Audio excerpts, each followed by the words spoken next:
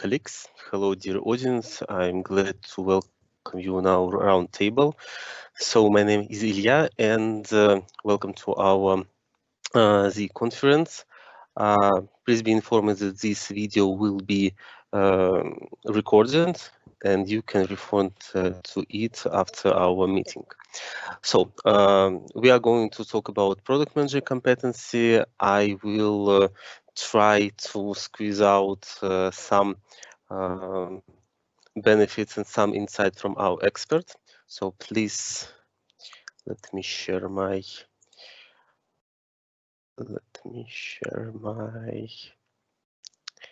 this one. Thank you. So, and about some rules. So if you have some question, please ask them into our chat. We will try to find time during this roundtable discussion to answer on them. By the way, after the meeting, after this roundtable, our experts will answer the most voted question. So please be action, ask question, voted for them. And also on our conference, we have question content, and so be active in this one. For this roundtable, we try to invite our leaders in product management in EPAM. So I will give to some of them, for all of them, introduction. So some words about me. I'm a lead business analyst in Russian department of EPAM and leading product management in Moscow office. So as I said, I will try to do this roundtable effective for you and to find some benefits that will be effective for you, and you can take something interesting and something useful after this roundtable. So let's go to the first, our expert. So Mariette, please introduce yourself.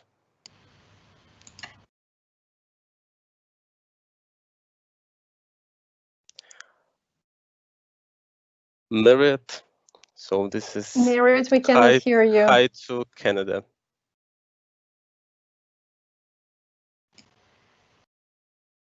I think as soon as I unmute, somebody mutes me at the same time. Yep. Can you hear me now? Okay. Yep. Okay. Yep. So again, Mariette, I work out of our Canadian office. I've been with EPAM since an acquisition of ThoughtCorp about 8 years ago. And I've held a variety of roles, but my most current one is within the Analyst Relations program. And the relevancy here is that I tend to work very closely with firms like Forrester and Gartner, and they give us a really good lens on what customers are coming to them about, and also reflect us to the market. So today I'll be able to bring some of those insights into the conversation.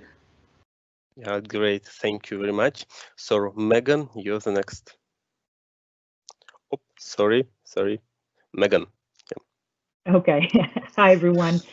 Megan DeSomry, nice to be here. I'm a little newer to EPAM. I joined almost exactly a year ago, actually, and I'm responsible for some of the product management activities for our internal product that we've been bringing to market and branding as Telescope AI. So really excited to be here. I've got a lot of experience from past organizations, more on kind of the SaaS and software as a service, kind of side of things, and then specifically around kind of talent management. Think of it like as the HR functions, but been working here at EPAM now, on the kind of go-to-market strategy for Telescope AI. Thank you very much. So Marina, you're the third one. Hey guys, my name is Marina Koch-Gurslova. I joined EPAM a little bit over 5 years ago. So prior to EPAM, I'd been working for an e-commerce product company, building products for large media and retail companies. But then I wanted to switch to healthcare, so I joined EPAM. Now I'm leading our healthcare life sciences in Northeast product management department. Happy to be here. Good morning, good afternoon, everyone. Thank you. Good afternoon. So Vlad, please. Sure. Hi, I'm Vlad Grubman. I am a senior product manager, been with EPAM for 2 years. I've been in financial technology, retail, healthcare, e-commerce, now in enterprise products at EPAM. I am a leading product management competency in North America. technically everywhere. I also touch a lot of internal products, productizing existing services to let them go to market. And I also produce a product mindset podcast called Real World Product Management, of which a lot of people on this on this call have been guests, and you're more than welcome to have a listen. Thank you very much. And Irina. Hi everyone, Irina Iranis, one of the guests from Vlad's podcast. So yeah, I do encourage you to listen to that as well. So I'm senior product manager at EPAM and currently working on extending and making sure that product management competence and expertise gets more and more popularity within our company. So basically everything that's connected with the competency development, everything that's connected with the growth within the competency, that's me, who is together with actually some of the people who are joining this roundtable today as well, is being driven within EPAM. Okay, thank you very much. So let me repeat about our rules. So please, dear audience, ask questions, vote for the most interesting for them one, and so let's have a fun on our round table. And let's discuss on our first question, and let's discuss of the main person in our business. It is about client. So the question is, what kind of requests do clients come with now? What do our clients interested in? So Marriott, please go first. Sure. So we've been working with the analyst community and obviously their lens into the customer end of things for the last 5 to 6 years fairly aggressively. And since we've started, the role of the PM has gone from one single line on an RFI or a document that literally was asking, you know, how many people in the competency and how many people do you have within your company, to now it extending to a much broader view, and we're actually being asked what type of people, what type of roles, what are the customers that you're working with, questions. It's similar to, you know, how do you build out the competency, what are the types of programs that you're offering employees, really getting deeper into the questions of how are we expanding our own capabilities and how are we working with customers in these roles. So to us, that's a reflection of the market and what customers are starting to trust us with and looking to EPAM for more competency here. So as we started working with firms like Continuum and building out the consultancy, a lot of these roles started to take on more ownership as well. So now we're seeing companies come to us to really lead end-to-end these types of projects, and they're working with the project management group to deliver products right through to market. So starting from the ideation right through to the end. And so as we're seeing our own customers maturing, us getting into different programs and projects with them, the role of the project manager has really elevated, and it's becoming a key conversation that we're having.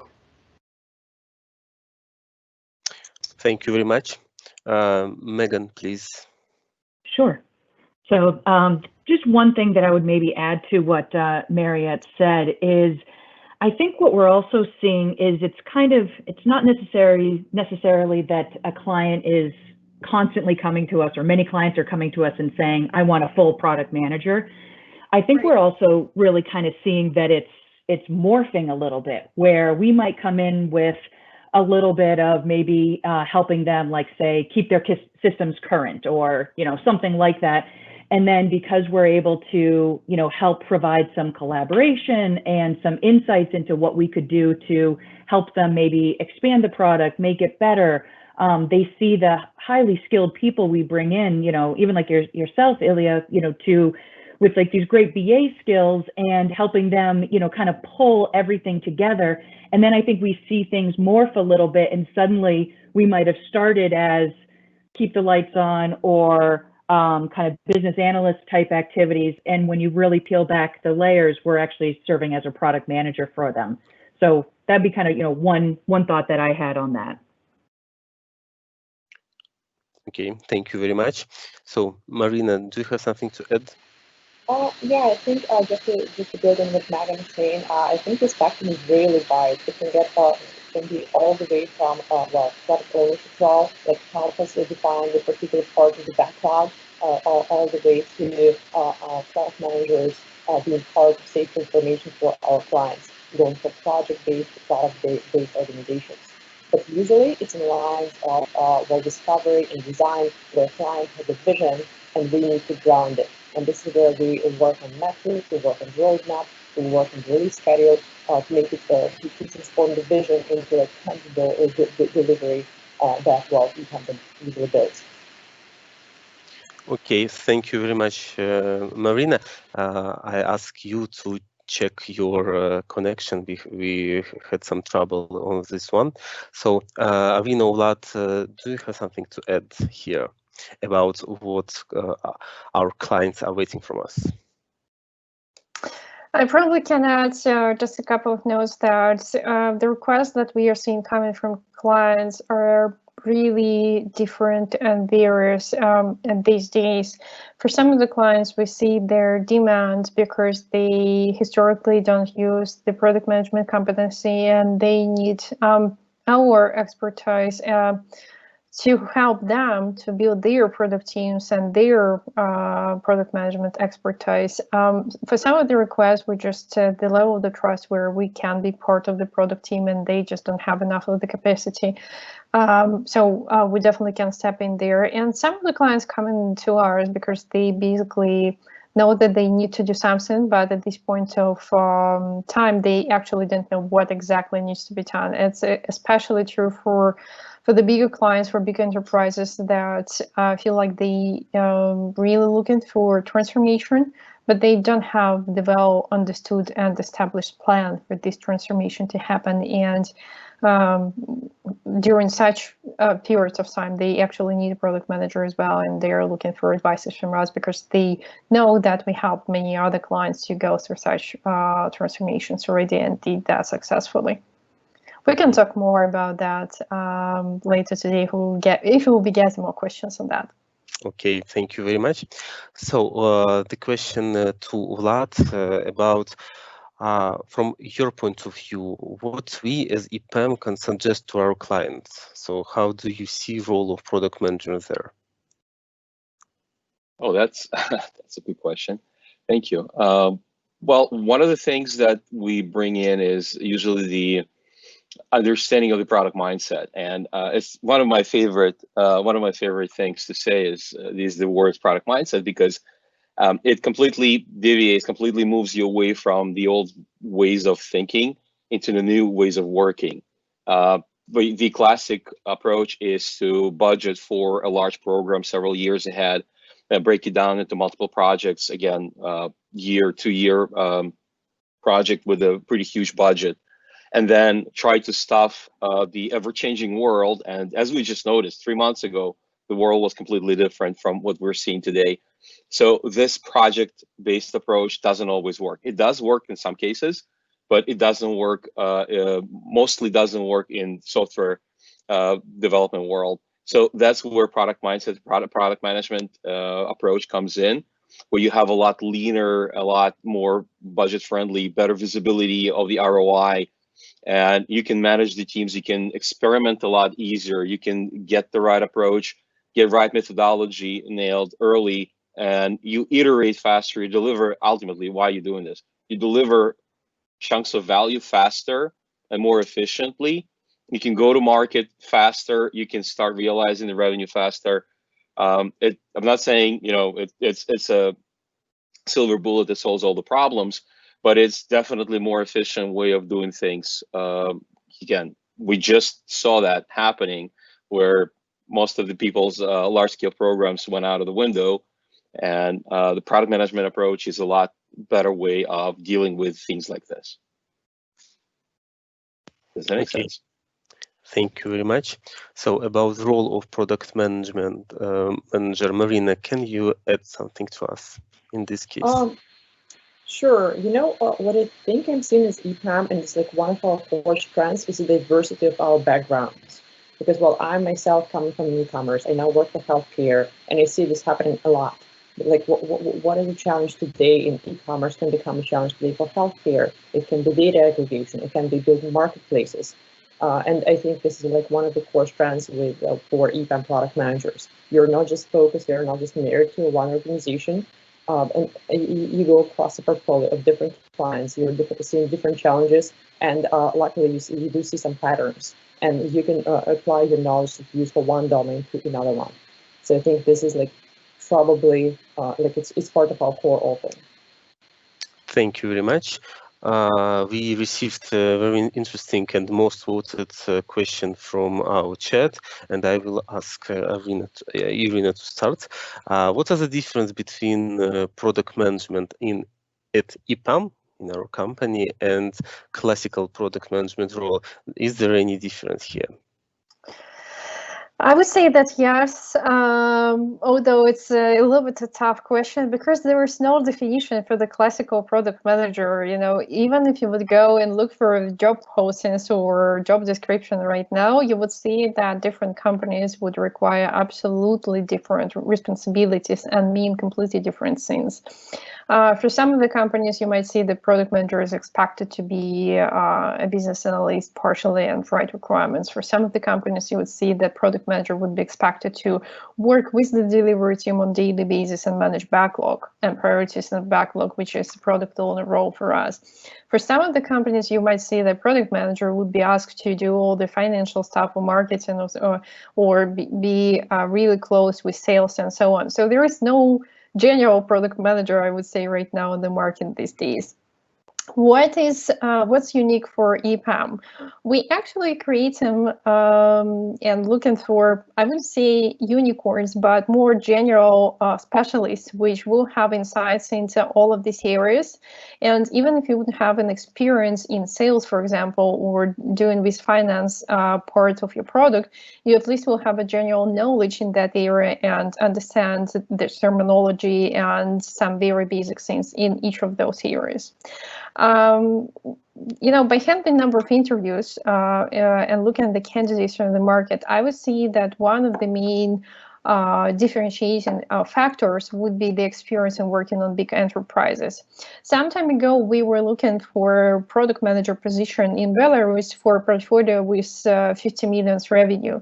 Go and try to find a product manager on Belarus market for 50 million portfolio revenue. Really? That's going to be a tough exercise. You would see actually many applicants coming your way, but most of those worked with a couple of teams or, you know, several teams at most, like 20, 30 people, a company where there's one CIO who knows the strategy, who defines everything and so on. At EPAM, most of the cases we are working with enterprise products.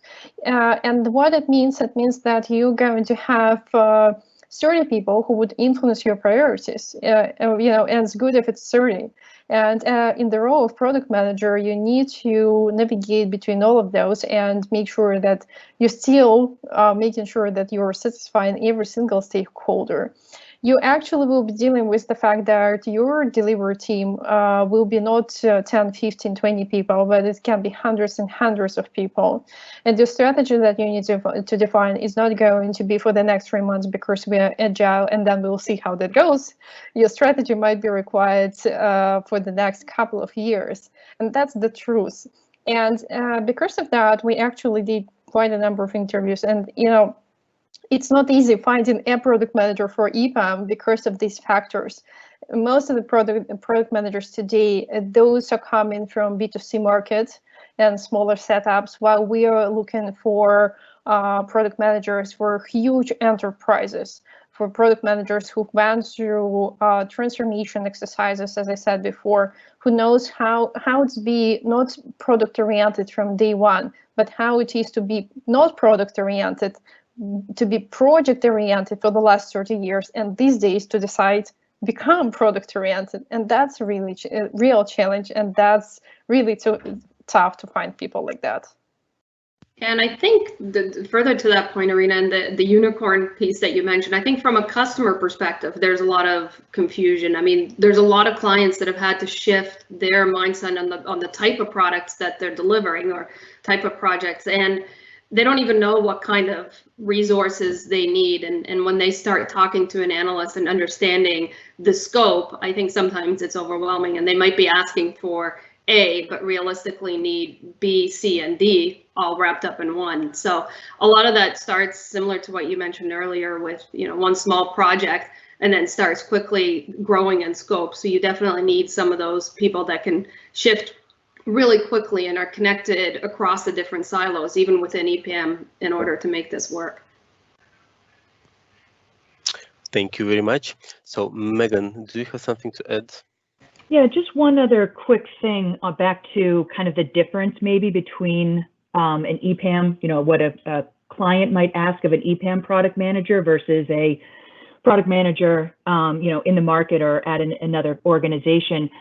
I think, when I think of product management, it feels to me like it's someone that wears so many different hats, right? They're not just in charge of roadmap. They're not just in charge of partnering with marketing on, kind of the marketing strategy. They're working with sales on pricing. They're working with, positioning. There's so many things they're doing. And I would say right now, not all clients are going to be asking us to do all of those things, right? We may not be getting as involved in maybe some of the financial aspects, right? We might be helping manage more of some of the, just product management things around roadmap and strategy, but maybe we're not getting into, financial modeling or things like that. And what I can tell you, what we tried to do at EPAM though, is incorporate that full breadth of product management into the core competency, into the competency center, so that as we are helping people grow their career, we are trying to think of product management, I think, in that entire way, even if maybe not all of our clients are looking for the full breadth of a product manager as maybe I see it. So just kind of a thought there that I don't know that there's a difference per se, but maybe not all clients are asking us to fulfill every aspect that a product manager might need in their background. Okay, thank you very much. From my side, I would like to add about what client can ask. From our client now starting to show their IT services, IT systems like a product, like in investments. And he would like to see what kind of money was spent and what the benefit I received, I'm a business received from our IT support. And there is one of the way where product manager can say that you can invest in this one, you need to bring this feature to your internal product or your external product. And our clients always calculate cost on IT, but now he asks, let's IT director be a product. I would like to that my ERP system or PLM system or other product should be own product.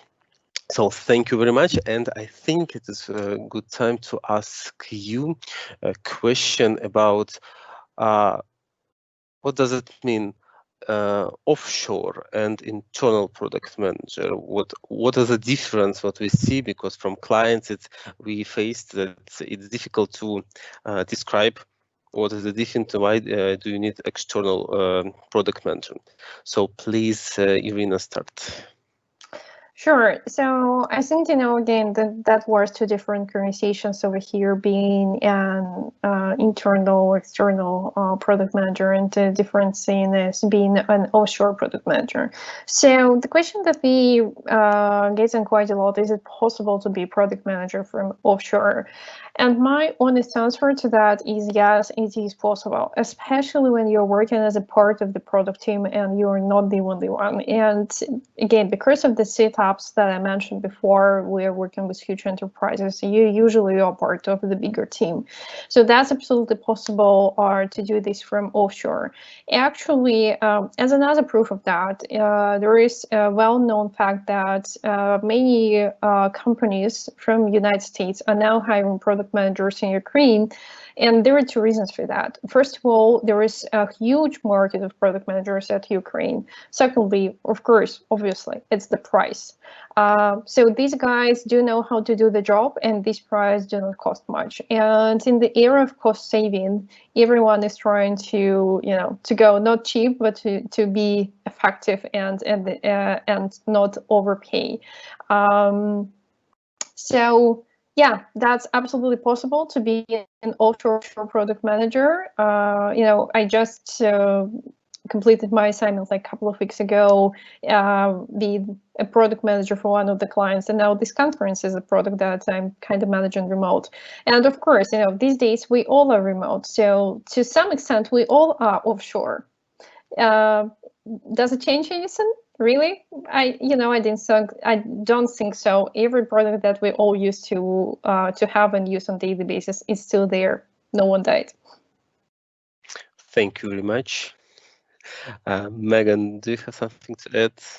Yeah, Irina kind of took some of the words out of my mouth at the end there, because I was thinking something very similar. If you had asked this same question, 6 months ago prior to the pandemic, I'm not saying the question would be dramatically different, but I think now that the entire world is experiencing how to be as productive as possible when the majority of your workforce, certainly in a technology organization like we are, certainly manufacturing and healthcare and others, not everyone can work from home, but in our world, being able to work from home, I think we've really proven that productivity doesn't have to suffer, as well as I think collaboration. And at the risk of dating myself, I can tell you when I started my career, a little bit in sales, and actually I was in pre-sales and doing a lot of demos.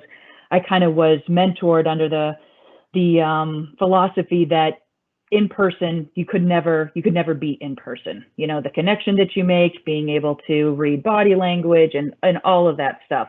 And so I was really raised that, kind of that's what matters, for a lot of these types of things. But that's dated now. We've got technology like, Teams and Zoom and everything else. And granted, they're certainly not perfect yet, right? We see our delays, we see our lags, there's a lot of memes out there about that. But I think we're really learning from this. And I think this pandemic in general is actually going to kind of jumpstart things to making remote more of the way of life than it is anything else. So I guess it's a really, really long way of saying I absolutely think offshore product managers are not a problem, and maybe even the term offshore doesn't apply anymore, with so much remote activity. So maybe we'll even see some of that terminology go away. Okay, thank you very much. So Vlad, you had some. Yeah, I want to piggyback on what Megan just said. I don't think offshore term applies anymore. At least it's not really applicable in terms of things, the way things were happening in the last several years. Is definitely not applicable in this new norm that we're all in. I have my own experience, and I've talked to way too many people who had product teams, not only remote product teams, but distributed product teams, where you have a 5-7 people team and everybody's in their own time zone, everybody is in their own geography, and that worked wonders. As long as people are productive, as long as people are kind of driving towards the same goal, the same objective, it doesn't really matter where they are, as long as things get done. And for that matter, I agree. I think we're going to see a lot of offshore words fading out of the existence and getting into getting just general new norm, working from home or work remote.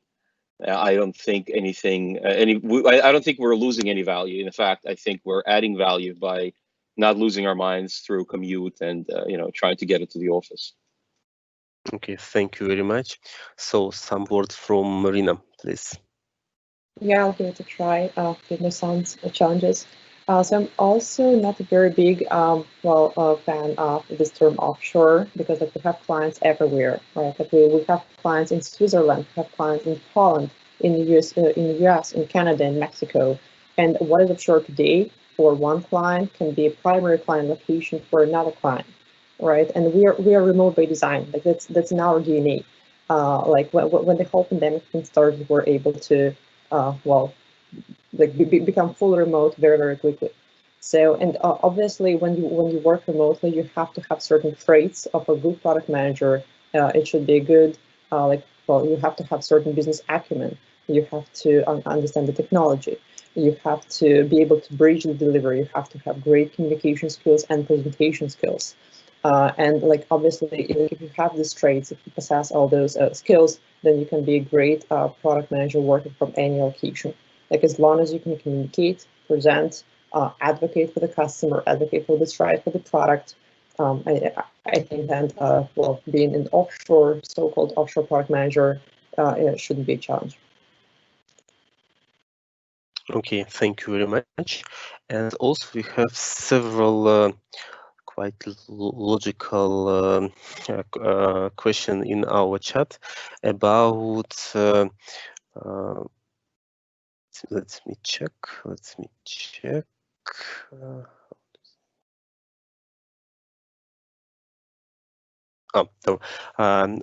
Several questions about, we know that there are lots of product companies in the world, and EPAM is not about products, EPAM is about services, and IT offshore in this one.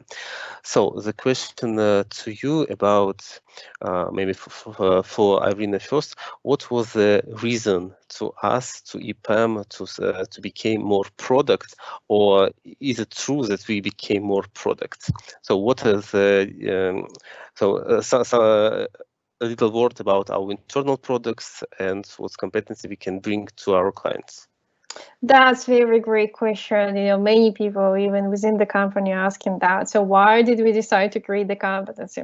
So first of all, I probably should mention that we started thinking about that probably 3 years ago. That was the first round of our educational program on product management that we launched. So it happened many years ago. And what happened just recently, back in September last year, we actually officially announced Product Management Competency at EPAM. What that means to the external market and to the external world is the fact that we do have people whose title now is officially product manager. It doesn't mean that we didn't have people like that before in the company. We absolutely did, because the work is still there, the role is still there, so somebody needs to fulfill that. But we didn't have these kind of recognition. We didn't have this title line within the company, and now that's being changed. And the reason for that is two. First of all, it was growing demand from our clients. Our clients were coming to us and saying, okay, we used to do delivery with you. We know that you're a great company. We would like to do a little bit more business with you, not only delivery. So we need a product manager. And we were looking, and okay, we have project managers, we have delivery managers, we have account managers, product managers. No, there was no one. And we were trying to fulfill such positions with all the various roles and other people.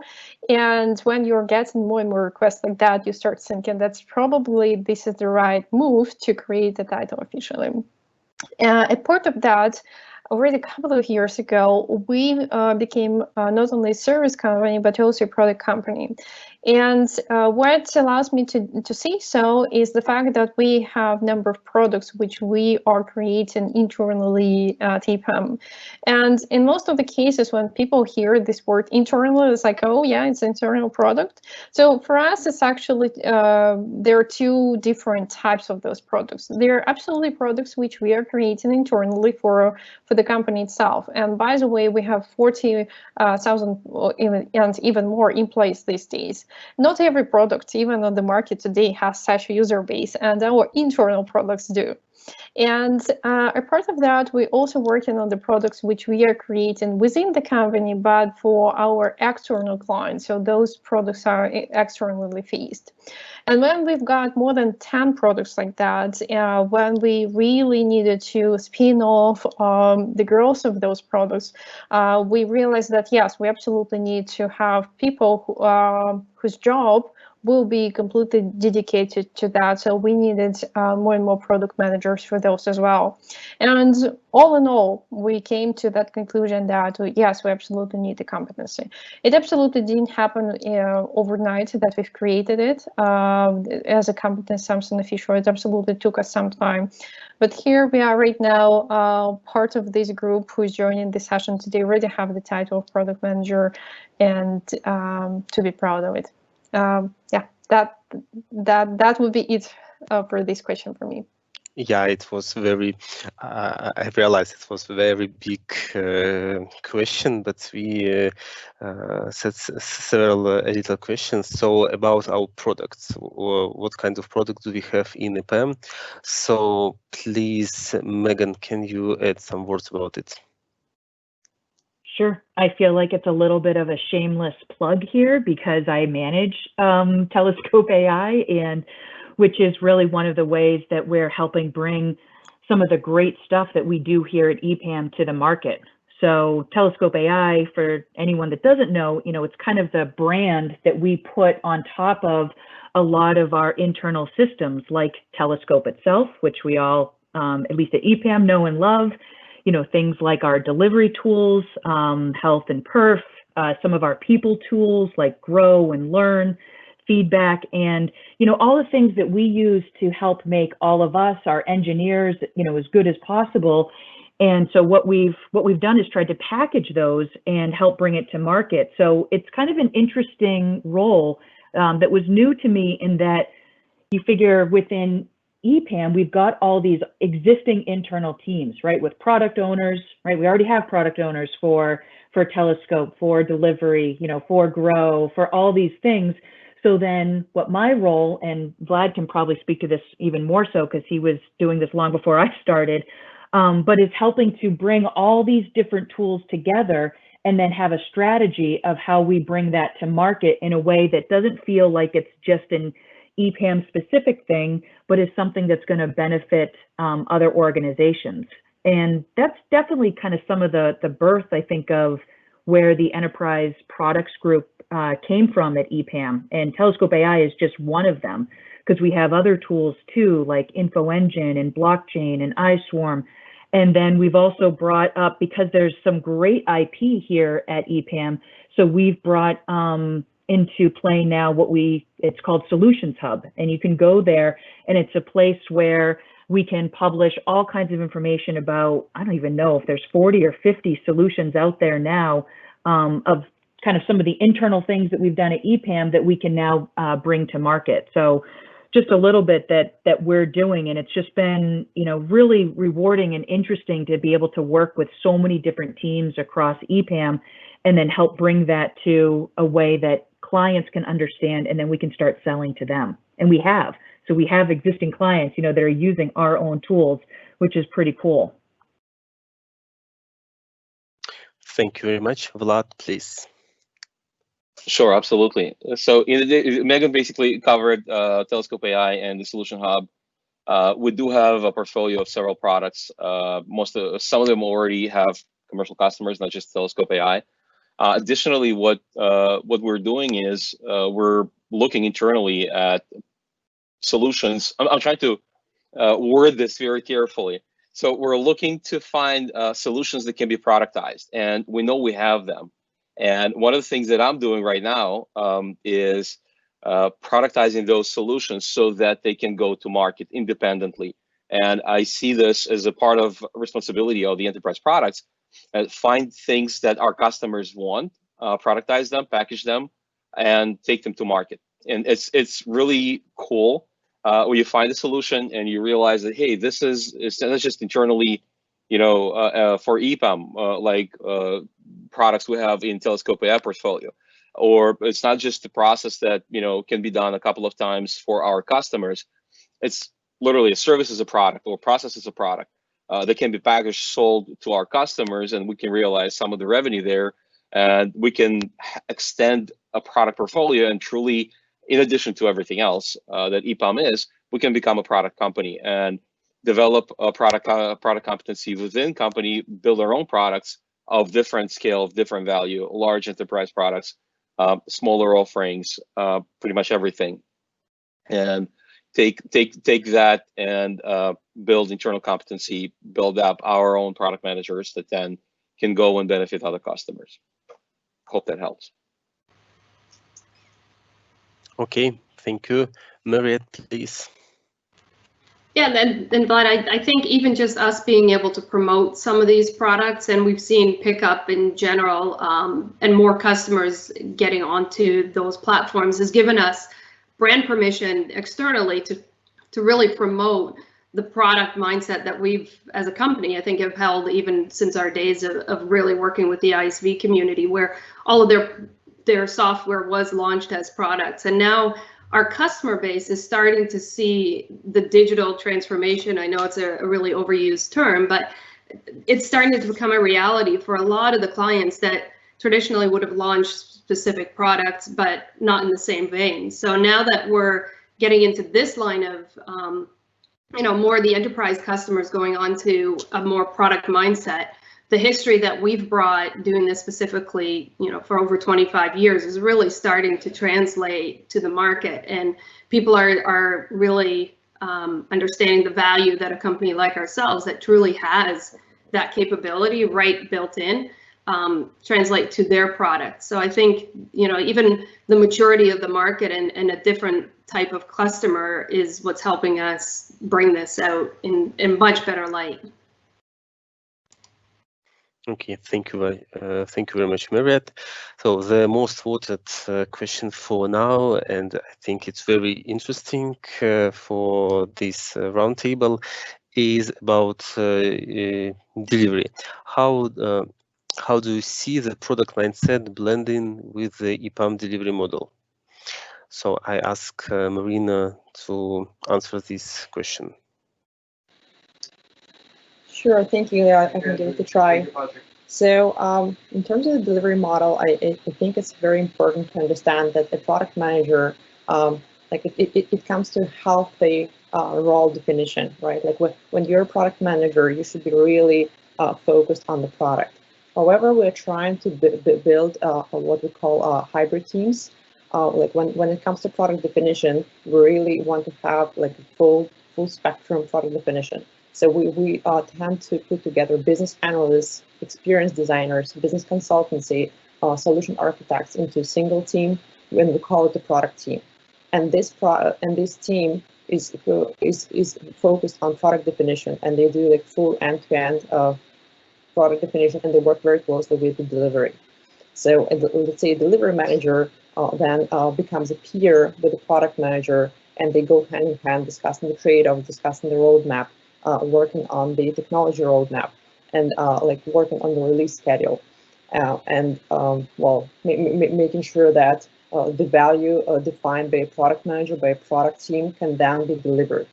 So I think it's a very healthy relations, very healthy balance, and I think that the way how we approach product management blends in very nicely with our delivery structure, with our core EPAM strengths, our core engineering DNA. Thank you very much. From my side, I would like to add that specific of EPAM that we have quite big projects, and our clients and we also have high skill of engineering, and what we are trying to add additional value as the product management is to help to implement better their difficult from engineering point of view product systems and this one. So when we are talking about product management from funny guys from YouTube or other things, you're talking about some e-commerce things or some product like mobile apps, and when you are going to this big engineering company, you have another challenges, and you are starting to learn how to do with these challenges from engineering point of view and other one.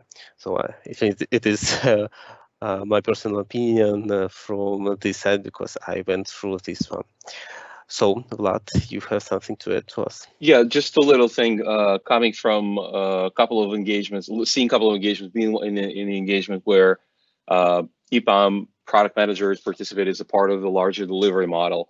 we actually have a way to insert a full product team, product management. We call it a product management team. It consists of specific people who are responsible for the overall product strategy, delivery, user experience, and solution architecture. So in the model that EPAM is currently using, it's flexible, it's not set in stone, but it's a pretty robust model. We do have a product management team where product manager is kind of a face, not necessarily a lead, but always a face of the team that defines the strategy, the product strategy, product vision, and then collaborates within the team itself with a solution architect, UX expert, and delivery lead to make things happen for several teams. And there's an operating model at EPAM that specifically outlines how this works. That's what I wanted to add. Thank you. Okay, thank you very much. And the question that I saw, two questions about business analysis. So from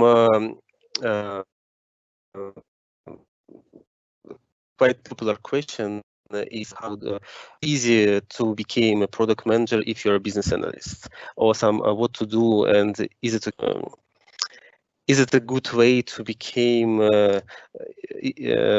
a product manager if you're a business analyst? Because when you're working a business analyst, you are working with clients, you're working with needs, you document it, you help a client to prioritize backlog and some other things. But is it enough? And what is the difference? What is bridge between business analysis and product management, and is there any bridge here? So I ask Irina to start this discussion. Sure. So first of all, many people are complaining that within the company we are saying that the product management is available only to business analysts. That's absolutely not true. You actually have a great example right on this session. We have Vlad over here who never served as a business analyst before, and Vlad can step in later and confirm that. So to be a product manager, you absolutely don't need to be a business analyst, but it's just easier to become one from BA track, and that's just the reality. Because in order to be a product manager, you obviously need to have the general IT knowledge. You need to have good insights into different project methodologies, into requirements management, into stakeholders management, and so on. So basically, pretty much everything that you did as a business analyst will be required for you as for product manager. And of course, being in the role of business analyst, you can grow to their senior position, to the lead position, and being an expert in the particular product and working for several years with a particular client, it's quite easy to transform to product owner role, or at least to proxy product owner role. And once you have experience in doing that, once you're getting more insights into the business perspective from the product owner position, you can just extend your responsibilities a little bit wider and then become a product manager. And when I'm saying wider, that means that you need to be aware about any strategic objectives for a product and product goals. You need to be aware how your product how your product roadmap is being created, prioritized, and so on, what the influencing factors, who are the people who are driving those, and so on. And on the other hand, you also need to stay engaged with your end users, with your customers. You need to make sure that you know whether your product is being successful. Definitely stay in close relationship to all these KPIs and measures or OKRs for your product, whatever the methodology is there. And altogether, that should bring you really close to the product manager position. And this is their evolutionary thing to me, to grow from business analyst to product management. But actually, there is a life after being a really senior business analyst, a part of product management. There are other tracks where you can go easily to as well. Okay, thank you very much. So, Vlad, please add your thoughts. Sure. Just for full transparency, I joined EPAM already as a product manager, but my career track was not anywhere near BA. I was a developer. I had a couple of my own businesses. One of them was IT, and I was a kind of a project manager / program manager.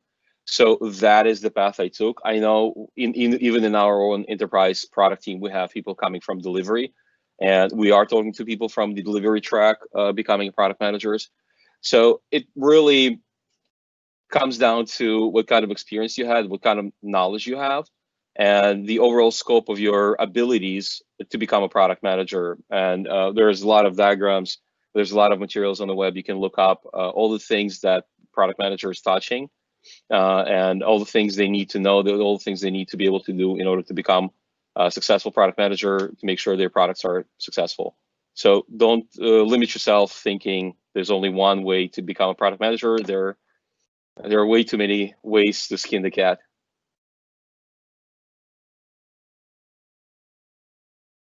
Okay, thank you very much.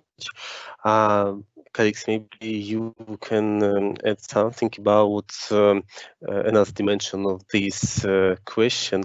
What kinds of qualifications should product manager in our real life should have?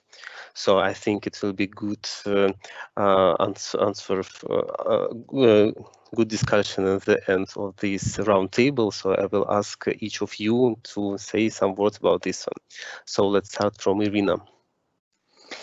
From my personal perspective and from many other studies that were done around, what's driving our career is soft skills or communication skills.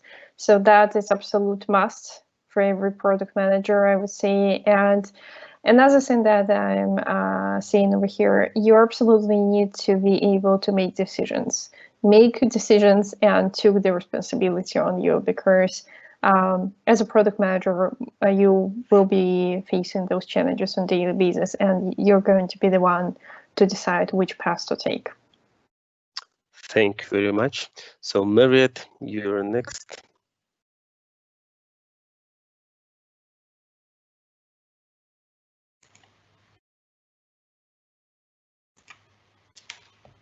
Yeah, please start.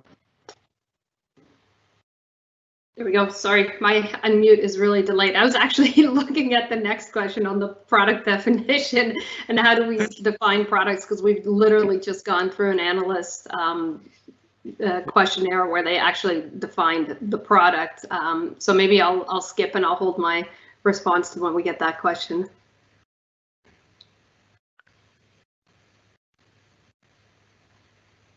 Here, I can go next, Ilya. Yeah, thank you. Yeah, sure. So I think when it comes to like kind of the skills and background, one thing that I wanted to make mention of is, with my experience here at EPAM, I feel like, and certainly my past experience, I don't know that there's a line between some of these different roles and some of the skills they have. Because when I look at a BA and some of the things that become very obvious for the skills they bring to product manager, right? With their certainly documentation skills, backlog management, sprint just all that attention to detail. Like I've had the privilege of being able to sit in on some assessment sessions as an expert for getting people into the product management competency, and I have to tell you, like, I'm blown away by the skills that some of these folks at EPAM have around, their backlog management, their skills, all that management they can do. And then we start to talk a little bit about, I think what Irina was talking about, some of those soft skills, right? Like how do we manage, stakeholder expectations? So our delivery managers, account managers, project managers, right? That's a huge part of their job. So I guess what I'm trying to say is I feel like a lot of the skills that a product manager needs, you could almost like pull them from a lot of the different roles that we have here at EPAM. So I would wager that almost everyone at EPAM probably has at least a few skills that already speak to, what a product manager needs, because I think there's just so much of that, and it's not just backlog and roadmap management, right? It is so much around, strategy pieces and how you deal with all these different stakeholders coming in with different opinions on what's important for the product, what's important for marketing it, how we help, enable our sales team to sell it if it's that type of product. So I think it's just really, there's so much, and I think the lines are just very blurred across these different roles. And I think that's kind of just an important thing to note, that it's not like, it's not a perfect, kind of step. Like you accomplish all these things and then you just go up to here. I think each of us have different strengths, and our roles kind of, those come out with the experience that we have. Thank you very much. So Marina? Just to add to this, I'd say that you should have a lot of user empathy. Like you should be really focusing on the problems first, not the solutions. And think critically, like, well, is this problem worth solving for? And like, what is my user experience? And then only then after you should be thinking about the solution. And obviously there should be a healthy mix of project management, because like Megan said, you should be uber focused on some details. You should be talking about the trade-offs. You should be thinking about like what comes first. You should be thinking critically about the MVP scope, about like what really matters to my users, what really matters to my clients. Thank you very much. So Vlad, about your opinion about skill product management. I'll try to make it as brief as possible. I think it's all of the above, plus the curiosity and drive to get things done. You can build the most fantastic product ever, but it's not solving a user problem and it's not on the market, it's useless. So you need to be curious. You need to go and ask, what is the real problem? Don't be a solution looking for a problem, be a problem solver, and make sure you get it to the actual users, make sure you get it to the market. I think those two are critical things that any product manager needs to be able to do. Thank you very much. So we are going to the last question and our last speaker, Marriott, about product definition. Marriott, please.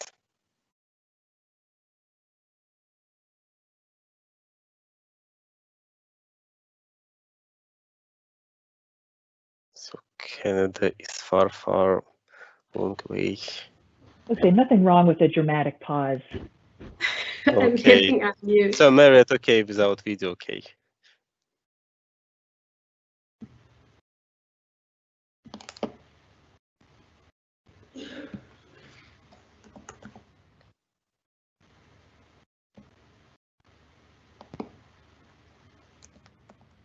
Okay. I guess we lost Marriott, yeah. Yeah, and we of course will answer on this question after the meeting. All experts will find time. In the chat, I will post the link to the discussion of the community of this roundtable. So we will collect all these questions and we'll answer on this week. So I would like to ask thank you for our audience. We saw more than 70 people here, and also I would like to congratulate our expert with this roundtable and thank you. And I hope that each of us receive some fun in this day. So thank you very much, and wash your hands as much as possible. Thank you. Bye bye. Thank you, Leah. Thanks, everyone. Thank Thanks, you. everyone. Thank you. Bye.